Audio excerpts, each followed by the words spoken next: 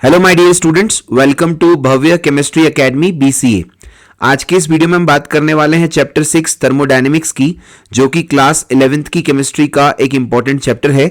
और ये video CBSE और दूसरे स्टेट बोर्ड के स्टूडेंट्स के लिए बहुत ही यूजफुल होने वाला है। ये वीडियो लेक्चर 13 है, जिसका टॉपिक है Hess law of constant heat summation and calorimetry. इस वीडियो में हम दो टॉपिक को डिस्कस करेंगे स्टूडेंट्स। सबसे पहले हम बात करेंगे हेस लॉ की, हेस लॉ क्या होता है, और फिर उसके बाद हम बात करेंगे कैलोरीमेट्री की कि कैलोरीमेट्री क्या होती है और कैसे उसका आगे डिटेल में बात करेंगे। ओके स्टूडेंट्स, तो वीडियो बहुत ही इंटरेस्टिंग और इन्फॉर्मेटिव होने वाला है, तो वीडियो को ध्यान से देखिएगा। तो आइए वीडियो की शुरुआत करें। सबसे पहले हम बात करते हैं Hess law of constant heat summation की। हेस लॉ क्या कहता है स्टूडेंट्स, जरा ध्यान से समझिए कि जब भी कोई रिएक्शन एक स्टेप में होती है या एक से ज्यादा स्टेप में होती है, उस रिएक्शन में होने वाला एंथैल्पी चेंज सेम रहता है, कांस्टेंट रहता है, और उस रिएक्शन के प्रोसेस पे, उसके पाथ पे, मेथड ऑफ प्रिपरेशन पे डिपेंड नहीं करता है। राइट, तो देखिए ध्यान से क्या कहना चाह रहे हैं। According to this law, the enthalpy change of any chemical reaction always remains constant and it do not depend on the method of preparation. कहने का मतलब यह हुआ कि किसी भी केमिकल रिएक्शन का एंथैल्पी चेंज हमेशा कांस्टेंट रहता है और वो डिपेंड नहीं करता है उस रिएक्शन के मेथड ऑफ प्रिपरेशन पे। उस कंपाउंड को आपने कैसे बनाया है उस पे डिपेंड नहीं करेगा, एंथैल्पी चेंज उस रिएक्शन का सेम रहेगा। ठीक है, अगर उस रिएक्शन को आप एक ही स्टेप में कराते हो या एक से ज्यादा स्टेप में कराते हो, एंथैल्पी ऑफ रिएक्शन कांस्टेंट रहेगा। राइट, तो हम क्या कह देंगे, if the reaction is carried out in a single step और more than one step, then the enthalpy of reaction is constant for the reaction. अगर रिएक्शन एक स्टेप में कैरी कराई जाती है, कैरिड आउट होती है, या एक से ज्यादा स्टेप में कैरिड आउट होती है, तो दोनों कंडीशन में एंथैल्पी ऑफ रिएक्शन कांस्टेंट रहेगा उस पर्टिकुलर रिएक्शन के लिए। ठीक है, अब आगे देखिए, जैसे हम एग्जाम्पल से समझते हैं। मान लीजिए कोई रिएक्शन है जिसमें ए रिएक्टेंट कन्वर्ट हो रहा है बी प्रोडक्ट में, और इसका एंथैल्पी ऑफ रिएक्शन है डेल्टा HR। ठीक है, ये हो गया सिंगल स्टेप।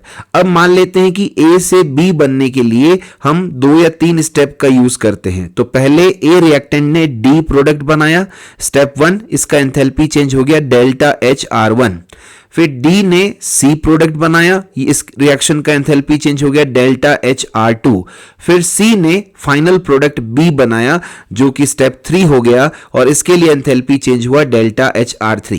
तो ए से बी हमने 3 स्टेप में प्रिपरेशन किया। स्टेप 1 में ए से डी बना, स्टेप 2 में डी से सी बना, और स्टेप 3 में सी से बी बना। स्टेप 1 का enthalpy change delta HR1, step 2 का एंथैल्पी चेंज डेल्टा HR2, और स्टेप 3 का एंथैल्पी चेंज डेल्टा HR3। तो हेस लॉ ये कहता है कि ए से बी चाहे आप एक स्टेप में बना रहे हो, चाहे ए से बी आप मोर देन वन स्टेप में बना रहे हो, मल्टीपल स्टेप में बना रहे हो, तो उन तीनों एंथैल्पी चेंज जो उस तीनों स्टेप में हो रहे हैं या जितने भी स्टेप में हो रहे हैं, उन सभी का एंथैल्पी चेंज उस सिंगल स्टेप के एंथैल्पी चेंज के इक्वल आएगा। तो हम क्या कह देंगे, so according to Hess law, delta HR that is enthalpy of reaction for the single step for the formation of B from A, वो क्या होगा, it is equal to the sum of enthalpy change of various step involves in the formation of B from A. तो पहला step का हो जाएगा delta HR1, second step के लिए डेल्टा HR2, थर्ड स्टेप के लिए delta HR3। Okay, so delta HR that is enthalpy of reaction is equal to the sum of enthalpy change of various step involved. Okay, delta HR is equal to delta HR1 plus delta HR2 plus delta HR3। ठीक है, अब आगे देखिए, हेस law की ही बात को दूसरे शब्दों में कैसे कह सकते हैं। Hence according to this law, if a reaction takes place in several steps, then its standard enthalpy of reaction और standard reaction enthalpy is the sum of standard enthalpies of the intermediate reactions into which the overall reaction may be divided at the same temperature. यानी कि अगर कोई reaction बहुत सारे steps में होती है, तो उसकी जो स्टैंडर्ड रिएक्शन की एंथैल्पी आएगी सिंगल स्टेप की, वो जितने भी स्टेप्स इन्वॉल्व हैं, जितनी भी रिएक्शंस इन्वॉल्व हैं, उन सबकी स्टैंडर्ड एंथैल्पी का सम के बराबर आएगा, जिसमें कि ओवरऑल रिएक्शन को डिवाइड किया जा सकता है टेम्परेचर सेम रखते हुए। राइट, तो कुल मिला के कहने का मतलब यही है कि रिएक्शन चाहे एक स्टेप में हो या एक से ज्यादा स्टेप में हो, एंथैल्पी चेंज उसका कांस्टेंट रहता है। इसको बोलते हैं Hess law of constant heat summation. ठीक है, अब हम बात करते हैं वीडियो के नेक्स्ट टॉपिक की, जिसका नाम है कैलोरीमेट्री। ठीक है, तो देखिए ध्यान से, बात करते हैं नेक्स्ट टॉपिक की जिसका नाम है कैलोरीमेट्री, और इसके अंदर हम बेसिकली बात करेंगे delta U and delta H के मेजरमेंट की। ओके, तो हमारा नेक्स्ट टॉपिक है कैलोरीमेट्री, जिसमें हम डिस्कस करेंगे measurement of delta U and delta H. Enthalpy change और इंटरनल एनर्जी चेंज का मेजरमेंट कैसे होता है ये हम कैलोरीमेट्री में देखेंगे।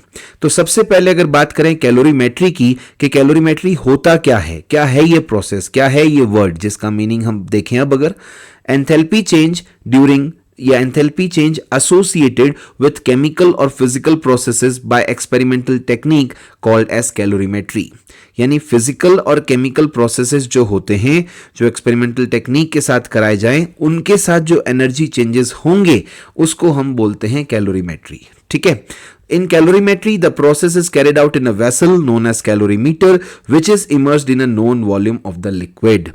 कैलोरीमेट्री के दौरान जहां पे आप एक्सपेरिमेंटल टेक्निक के द्वारा फिजिकल और केमिकल प्रोसेसेस के साथ एनर्जी चेंजेस को मेजर करना चाहते हो, एनर्जी चेंजेस को मेजर करते हो, उनकी बात करते हो, वो कैलोरीमेट्री के प्रोसेस के दौरान जो आप करा रहे हो प्रोसेस, कैलोरीमेट्री के जिस वेसल में करवाया जाता है मेजरमेंट, उसको बोलते हैं कैलोरीमीटर। और इस कैलोरीमीटर में क्या होगा, हम नोन वॉल्यूम ऑफ लिक्विड लेंगे। ठीक है, so in calorimetry the process is carried out in a vessel which is known as calorimeter. जो प्रोसेस करवाया जाएगा, चाहे फिजिकल प्रोसेस हो या केमिकल प्रोसेस हो, वो जिस वेसल में कराया जाएगा उस वेसल को बोलेंगे कैलोरीमीटर, इस प्रोसेस को बोलेंगे कैलोरीमेट्री। ठीक है, और यहां पे जो वेसल होगा which is immersed in a known volume of liquid, इसमें हम लिक्विड का नोन वॉल्यूम लेंगे। ठीक है, अब आगे देखिए ध्यान से। अब अगर हम बात करें कि कैलोरीमीटर वर्क कैसे करता है, इसके अंदर वर्किंग कैसे होगी, तो देखिए ध्यान से, knowing the heat capacity of the liquid in which calorimeter is immersed and the heat capacity of the calorimeter, it is possible to determine the heat evolved in the process by measuring the temperature changes. क्या कहना चाह रहे हैं, ध्यान से देखिए। सबसे पहली बात, knowing the heat capacity of the liquid in which calorimeter is immersed. जिस लिक्विड में आपने कैलोरीमीटर को इमर्स किया है, डिप करके रखा है, डाल के रखा है, उस लिक्विड की हीट कैपेसिटी अगर मालूम है। दूसरा, heat capacity of the calorimeter, calorimeter की खुद की हीट कैपेसिटी अगर मालूम है तो उस प्रोसेस में जो हीट इवॉल्व होगी उसको डिटरमाइन करना आसान हो जाएगा, पॉसिबल हो जाएगा। कैसे, टेम्परेचर चेंजेस को मेजर करते हुए। ठीक है, तो आपको तीन चीजें ध्यान रखनी है। पहला, टेम्परेचर चेंजेस कितना हो रहा है उसको ध्यान में रखते हुए, और जो लिक्विड जिसमें कैलोरीमीटर को इमर्स कर रहे हो उसकी हीट कैपेसिटी नोन हो, और तीसरा, कैलोरीमीटर की खुद की हीट कैपेसिटी अगर नोन हो। अगर ये तीनों चीजें आपको पता है तो उस प्रोसेस में जो हीट इवॉल्व हो रही है उसको मेजर कर सकते हैं। ठीक है, अब ये जो मेजरमेंट कैलोरीमीटर के अंदर किए जाते हैं, ये दो कंडीशन पे किए जाते हैं, उनकी हम बात करते हैं। देखिए ध्यान से, measurement are made under two different conditions. Calorimeter के अंदर जो मेजरमेंट आप करते हो वो दो अलग अलग कंडीशंस पे करते हो। कौन सी है वो दो कंडीशन?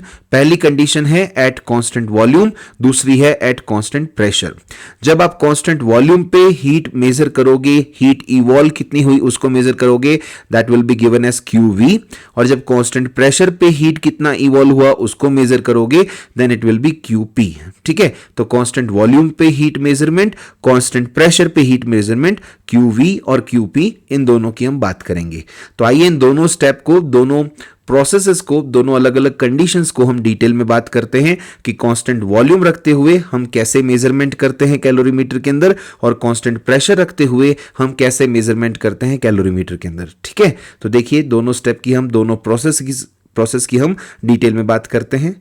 सबसे पहले हम बात करते हैं एट कांस्टेंट वॉल्यूम की, जहां पे कांस्टेंट वॉल्यूम पे जो हीट इवॉल्व होगा उसका मेजरमेंट करेंगे, और यहां से हमको डेल्टा यू और डेल्टा ई का मेजरमेंट मिलेगा। डेल्टा यू और डेल्टा ई जिसको हम इंटरनल एनर्जी चेंज बोलते हैं, तो इंटरनल एनर्जी चेंज का मेजरमेंट हमको कांस्टेंट वॉल्यूम रखते हुए कैलोरीमीटर के अंदर ऑब्जर्व हो पाएगा। कैसे होता है तो देखिए ध्यान से। For chemical reactions, heat absorbed at constant volume is measured in a bomb calorimeter. Bomb calorimeter एक स्पेशल टाइप का कैलोरीमीटर है जहां पे हम हीट एब्जॉर्ब्ड कैलकुलेट करते हैं कांस्टेंट वॉल्यूम पे। ये कई बार एग्जाम में सवाल पूछ लिया जाता है कि बॉम्ब कैलोरीमीटर पे प्रोसेस कैसे मेजर होगा या मेजरमेंट कैसे किए जाते हैं। तो बॉम्ब कैलोरीमीटर में जो मेजरमेंट किए जाते हैं वो कांस्टेंट वॉल्यूम रख के किए जाते हैं। चाहे हीट एब्जॉर्ब की बात करो वो भी कांस्टेंट वॉल्यूम पे होगा, या जो भी मेजरमेंट की आप बात करो वो भी कांस्टेंट वॉल्यूम पे होगा। ठीक है, अब आगे देखिए ध्यान से। अगर हम बात करें बॉम्ब कैलोरीमीटर के सेटअप की तो हम क्या कहेंगे, here a steel vessel is immersed in a water bath and whole device is known as calorimeter. यहां पे क्या हो रहा है, एक स्टील के वेसल को हम वाटर बाथ के अंदर इमर्स कर रहे हैं और इस पूरे डिवाइस को हम कैलोरीमीटर बोल रहे हैं। ठीक है, the steel vessel is immersed in water bath to ensure that no heat is lost to the surrounding. Steel vessel को वाटर बाथ में रखने का पर्पस ये है कि जो भी हीट हो वो उस सिस्टम के अंदर ही रहे, कैलोरीमीटर के अंदर ही रहे, कोई भी हीट सराउंडिंग में लॉस्ट नहीं हो, उसका हीट ट्रांसफर सिस्टम से सराउंडिंग की तरफ नहीं हो। इसलिए जो स्टील वेसल है उसके बाहर आपने वाटर बाथ रख रखा है। ठीक है, अब आगे देखिए ध्यान से। नेक्स्ट क्या कहना चाह रहे हैं, a combustible substance is burned in pure dioxygen supplied in steel bomb. यानी कि इस बॉम्ब कैलोरीमीटर के अंदर एक कंबशन रिएक्शन होगी जिसमें सब्सटेंस का कंप्लीट ऑक्सीडेशन होगा, और जो कंबस्टिबल सब्सटेंस है उसको प्योर डाइऑक्सीजन की प्रेजेंस में स्टील बॉम्ब जो कैलोरीमीटर उसके अंदर उसका कंबशन करवाया जाएगा।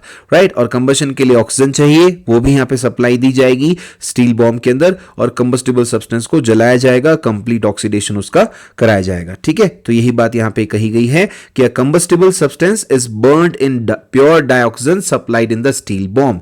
स्टील बॉम्ब के अंदर प्योर डाइऑक्सीजन सप्लाई करते हुए उस कंबस्टिबल सब्सटेंस को जलाया जाएगा, कंप्लीट ऑक्सीडेशन कराया जाएगा। अब ऐसा करने से क्या होगा, the heat evolve during the reaction is transferred to the water around the bomb and its temperature is monitored. इस प्रोसेस में ऑब्वियसली जब सब्सटेंस का कंबशन हो रहा है तो हीट इवॉल्व होगी इस रिएक्शन के दौरान, और जो हीट इवॉल्व होगी उसको वाटर के चारों तरफ जो बॉम्ब के लगा रखा है वहां ट्रांसफर कर दिया जाएगा और टेम्परेचर को मॉनिटर किया जाएगा। राइट, सो यही बात यहां पे कहा गया है, heat evolve during the reaction is transferred to the water around the bomb and its temperature is monitored. ठीक है, since the bomb calorimeter is sealed, its volume does not change. That is, the energy changes associated with the reaction are measured at constant volume. अब क्योंकि आपने जो bomb calorimeter का setup लिया है वो सील्ड है, उसका वॉल्यूम चेंज नहीं हो रहा है, इसलिए जितने भी एनर्जी चेंजेस होंगे वो सारे कैसे मेजर किए जाएंगे, कांस्टेंट वॉल्यूम पे। तो यही बात यहां पे कहा गया है, फिर से देखिए, since the bomb calorimeter is sealed, आपने उसको पैक कर रखा है, सील कर रखा है, इसलिए उस बॉम्ब कैलोरीमीटर के अंदर वॉल्यूम चेंज नहीं होगा, वॉल्यूम कांस्टेंट रहेगा। इसीलिए जो भी एनर्जी चेंजेस होंगे रिएक्शन के दौरान वो सारे कैसे मेजर किए जाएंगे, कांस्टेंट वॉल्यूम पे। ठीक है, अब आगे देखिए। अब जब हम बात कर रहे हैं कि जो मेजरमेंट किए जाएंगे वो कांस्टेंट वॉल्यूम पे होंगे, तो हम अच्छे से जानते हैं, प्रीवियस लेक्चर में थर्मोडायनेमिक्स में हमने पढ़ रखा है कि जब कांस्टेंट वॉल्यूम आपने रखा है, वॉल्यूम चेंज नहीं हो रहा है, तो ऑब्वियसली वहां पे कोई भी वर्क डन नहीं होगा। तो हम क्या कह देंगे, अंडर दीज कंडीशन, कौन सी कंडीशन, जहां पे कांस्टेंट वॉल्यूम रखते हुए आप रिएक्शन के अंदर मेजरमेंट कर रहे हो। So under these condition no work is done as the reaction is carried out as at constant volume in the bomb calorimeter. इन कंडीशंस पे कोई भी वर्क डन नहीं होगा रिएक्शन के दौरान, क्योंकि रिएक्शन कैरिड आउट हुई है कांस्टेंट वॉल्यूम पे बॉम्ब कैलोरीमीटर के अंदर। ये सवाल कई बार एग्जाम में पूछ लिया जाता है कि बॉम्ब कैलोरीमीटर के अंदर वर्क डन क्या होता है। तो बॉम्ब कैलोरीमीटर के अंदर वर्क डन 0 होता है। क्यों 0 होता है? क्योंकि बॉम्ब कैलोरीमीटर के अंदर मेजरमेंट सारे के सारे कांस्टेंट वॉल्यूम पे किए जाते हैं। ठीक है, अब आगे देखिए, even for reactions involving gases there is no work done as volume is 0, delta V is 0, volume changes 0, volume remains constant। यानी कि अगर रिएक्शन में आपने भले ही गैसेस लिए हैं फिर भी वर्क डन नहीं होगा, क्योंकि डेल्टा V 0 आएगा, वॉल्यूम चेंज 0 रहेगा, वॉल्यूम कांस्टेंट रहेगा। ठीक है, अब आगे देखिए, अब कैसे मेजरमेंट करेंगे तो उसके बारे में बताया गया है। Temperature change of the calorimeter produced by the completed reaction is then converted to QV by using the known heat capacity of the calorimeter. Temperature change जो कैलोरीमीटर में होता है, जो उस कंप्लीटेड रिएक्शन की वजह से हमको मिलेगा, उसको हम कन्वर्ट कर देंगे क्यूवी में, और क्यूवी के बाद और हमें जब हीट कैपेसिटी कैलोरीमीटर की नोन है, वहां से फिर हम आगे मेजरमेंट कर सकते हैं, राइट। तो क्या कहना चाह रहे हैं यहाँ पे कि जो टेम्परेचर चेंज होंगे कैलोरीमीटर के अंदर, जो उस कंप्लीट रिएक्शन के कंप्लीट होने पे मेजर होंगे, उसको हम क्यूवी में कन्वर्ट करेंगे और हीट कैपेसिटी जो उसकी नोन है उसकी हेल्प से आगे की कैलकुलेशन कर सकते हैं। ओके, तो इस तरह से जो क्यूवी आएगा वो वर्क डन तो हो नहीं रहा है, वर्क डन तो जीरो है, तो क्यूवी किसके इक्वल आएगा, डेल्टा ई के, right, which is equal to internal energy change और change in internal energy of the system. Okay, इस तरह से आपने देखा कि कैलोरीमीटर के अंदर कांस्टेंट वॉल्यूम रखते हुए हम इंटरनल एनर्जी का डेल्टा यू और डेल्टा ई का मेजरमेंट कर सकते हैं। अब हम बात करते हैं सेकंड कंडीशन की, जहां पे हम कांस्टेंट प्रेशर रखेंगे और वहां पे एंथैल्पी चेंज का मेजरमेंट कैसे होता है उसकी बात करेंगे। तो देखिए ध्यान से, नेक्स्ट कंडीशन है एट कांस्टेंट प्रेशर, जहां पे डेल्टा एच का मेजरमेंट किया जाता है। तो क्या कह देंगे, measurement of heat change at constant pressure generally under 1 atmospheric pressure can be done in a calorimeter. Heat changes जो कांस्टेंट प्रेशर पे होते हैं उनका मेजरमेंट जनरली हम 1 एटमॉस्फेरिक प्रेशर पे करते हैं, बॉम्ब कैलोरीमीटर या सिंपल कैलोरीमीटर के अंदर किया जा सकता है। अब यहां पे क्या होगा, we know that QP is equal to delta H at constant pressure and therefore heat absorbed or evolved QP at constant pressure is called as the heat of the reaction or enthalpy of the reaction delta HR। हम अच्छे से जानते हैं first law of thermodynamics, हमने constant pressure पे conclusion पढ़ रखा है कि QP डेल्टा H के इक्वल आता है। कांस्टेंट प्रेशर रखते हुए जब हम हीट एब्जॉर्ब या रिलीज की बात करें वो एंथैल्पी चेंज के इक्वल आएगा। सो QP डेल्टा H के इक्वल आएगा कब, जब आपने कांस्टेंट प्रेशर रख रखा है, ठीक है, और हीट इवॉल्व हो चाहे एब्जॉर्ब्ड हो, QP जो कांस्टेंट प्रेशर पे आता है वो डेल्टा H के इक्वल आएगा, जिसको हम हीट ऑफ रिएक्शन बोल सकते हैं या एंथैल्पी ऑफ रिएक्शन बोल सकते हैं, डेल्टा HR। ठीक है, अब आगे देखिए। अब जैसा कि यहां पे कहा गया, या तो हीट इवॉल्व होगी या हीट एब्जॉर्ब होगी। हीट इवॉल्व होगी तो प्रोसेस एक्सोथर्मिक होगा, हीट एब्जॉर्ब होगी तो प्रोसेस एंडोथर्मिक होगा। उसी के अकॉर्डिंग QP का और डेल्टा H का साइन चेंज होगा। देखिए ध्यान से, in an exothermic reaction heat is evolved and system loses heat to the surroundings. अगर एक्सोथर्मिक रिएक्शन हो रही है तो हीट इवॉल्व होगी, रिलीज होगी, और सिस्टम जो है वो हीट लूज कर देगा सराउंडिंग्स को। ऐसी सिचुएशन में क्या होगा, QP will be negative and delta HR that is enthalpy change of the reaction will also be negative। तो एक्सोथर्मिक रिएक्शन में क्या क्या हो जाता है, हीट इवॉल्व होती है, रिलीज होती है, सिस्टम से सराउंडिंग की तरफ ट्रांसफर होती है, QP नेगेटिव होता है और डेल्टा HR भी नेगेटिव होता है। दूसरी तरफ इसके जस्ट ऑपोजिट अगर हम बात करें, एंडोथर्मिक रिएक्शन में क्या होगा, एंडोथर्मिक रिएक्शन में हीट एब्जॉर्ब हो जाएगी, सिस्टम सराउंडिंग से हीट एब्जॉर्ब कर लेगा, जिस वजह से QP पॉजिटिव आएगा और डेल्टा HR भी पॉजिटिव होगा। यही बात यहां पे कही गई है। Similarly in an endothermic reaction heat is absorbed, so QP is positive and delta HR will also be positive. Okay, तो इस तरह से स्टूडेंट्स आपने देखा, इस वीडियो में हमने सबसे पहले बात की Hess law of constant heat summation की, फिर हमने बात की कैलोरीमेट्री की, जिसमें हमने एट कांस्टेंट वॉल्यूम जिसमें इंटरनल एनर्जी का मेजरमेंट होता है, फिर एट कांस्टेंट प्रेशर जहां पे एंथैल्पी चेंज का मेजरमेंट होता है। इन सबको अच्छे से डिटेल में बात की। उम्मीद करते हैं जो भी यहाँ पे आपको समझाया है वो समझ में आया होगा। फिर भी अगर आपको कोई डाउट रह जाता है, कोई बात समझ में नहीं आती है, आप कमेंट सेक्शन में उसको जरूर मेंशन कर सकते हैं। और अभी तक आपने हमारे चैनल को सब्सक्राइब नहीं किया है तो चैनल को सब्सक्राइब करें, ताकि जो भी वीडियो नेक्स्ट अपलोड होता है उसका नोटिफिकेशन आपको मिल जाए।